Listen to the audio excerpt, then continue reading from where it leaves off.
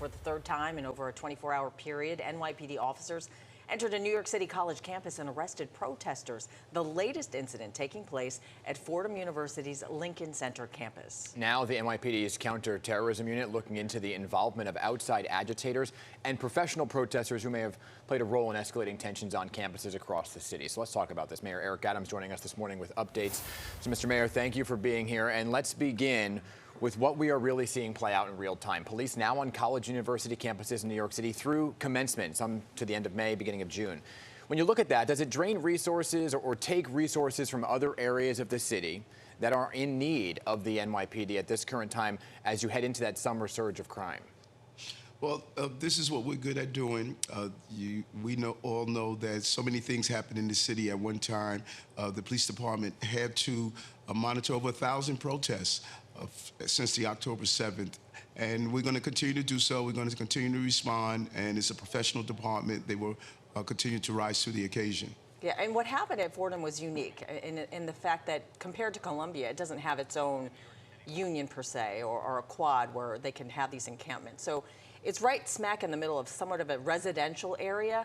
A lot of folks are concerned that these protests are going to spill out into neighborhoods where there are families with young children, schools. What can you say to those folks who are feeling very uneasy right now? And I understand that, you know, my home in Brooklyn is a residential area and has been a subject of protests, and I have to speak with my neighbors about that because no one wants their quality of life disrupted, their children and families to be disrupted to that magnitude.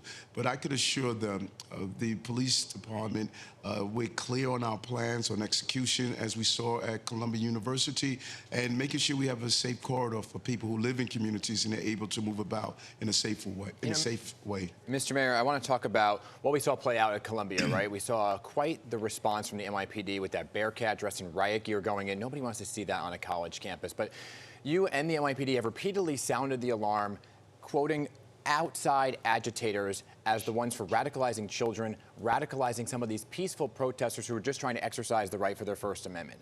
How many of those arrested were outside agitators? And if you're not going to say the number, why, when you've been sounding the alarm for so long about outside agitators?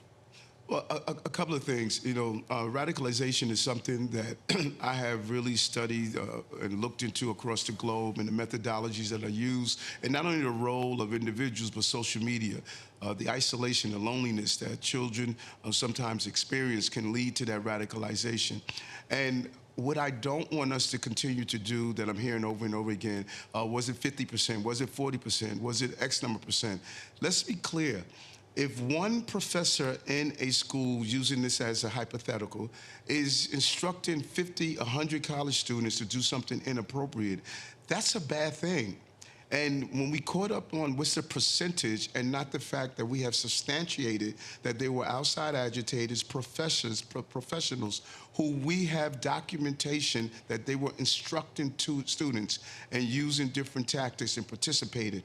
That is too many. But they I were not understand supposed to be on the college campus. They were not supposed to be participating in this illegal action. And I'm not going to continue to go down the road of what percentage are we talking about? I understand. One is too many, I Dan. understand one is too many, right? But when you're talking about outside agitators that have been arrested and then could be back on the street and going into these other groups, shouldn't the public be aware of how many outside agitators there are and that were arrested on a campus that could have moved somewhere else?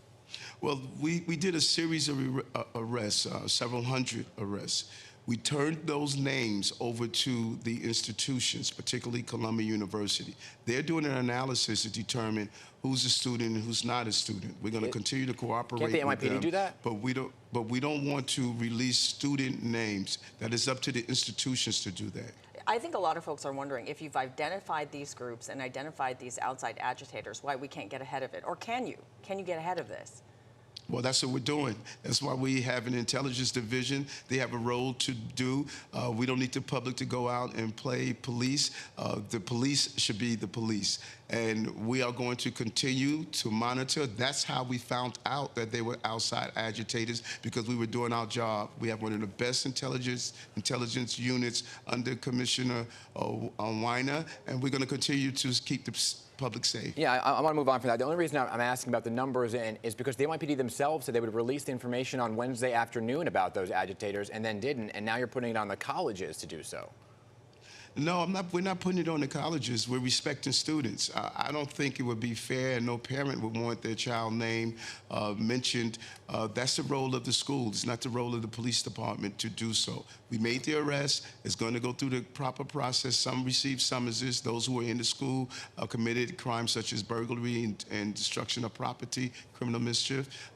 We are going to continue to use our intelligence to do exactly what we did at Columbia University. To handle the threat, make sure a minimum amount of force, and ensure that there's no injuries to the police, staff, and those students. I mean, I think we have to talk about, the fear factor, and in that case, the larger conversation about anti-Semitism, right? So how is that being addressed? On so many ways, and it's not a one-dimensional approach. You know, many people often believe we can police our way out of it. No, we cannot. We need to start educating our children as we rolled out an announcement of how we're going to lean into this in our public school system. And what I've been doing for several years, our breaking bread, building bonds, 1,000 dinners of different groups sitting at the table and talking to each other. Because the hate that we're seeing is not only anti-Semitism, which is leading in the hate that we're seeing, but we're also seeing Islamophobia. We're seeing anti-Sikhism, AAPI community. It's about our city coming together and leading the country on how we show we can live as one in this great city. Yeah, Mr. Mayor, I've talked to you a number of times, and I've known you a long time about your history of protest, right? What do you say to those who were peacefully protesting, right, and are now seeing this militarization come onto their campus? Because in that group, there were students who were exercising their right to the First Amendment. So as you look at some of the response and the tactics that were used, do you think that would change the way some students might want to peacefully protest and not do it in fear of being injured by the NYPD, or what may be terms of response? No, I don't. And this is democracy here in this country. And really, the cornerstone of our democracy is the right to protest the right, something I participated in, not only as a student, but I actually participated in as a police officer. When I took off my uniform, I would join protests on many different issues, from closing of hospitals to inappropriate police action. So I know the richness of protest. And I don't think the presence of officers wearing equipment that could prevent them from being injured, such as the bottles and other items that were thrown in the street, and some of the items that was thrown off the roof of the Hamilton building, I think they showed the right appropriate action. No one wants to see police on college campuses, but we also don't want to see the destruction of buildings, and we don't want those children hurt. If you break the law, we're going to take appropriate action, and we're going to do it with the minimum amount of force. And I know that no one wants to see that type of use of police equipment. I have to keep these students safe, Dan, and I have to keep the city safe. Understood. And I'm going to use the right understanding of a former law enforcement officer and now as a chief executive to make sure the city continues to be the safest big city in America. I know, Mr. Mayor, we're out of time here, but I do want to ask you one off-topic question outside of the protest world. And there was this announcement you made this week about black unemployment, which has decreased under your watch. So when you look at the numbers, right, I'm just curious, and I know we're out of time, what you credit that to? A combination, real team effort, precision approach to it, our hiring halls and communicating people where they are and allowing them to know the opportunities in the city. All right, Mayor Adams, thanks so much for taking the time to Thank speak you. with us this morning. Appreciate it.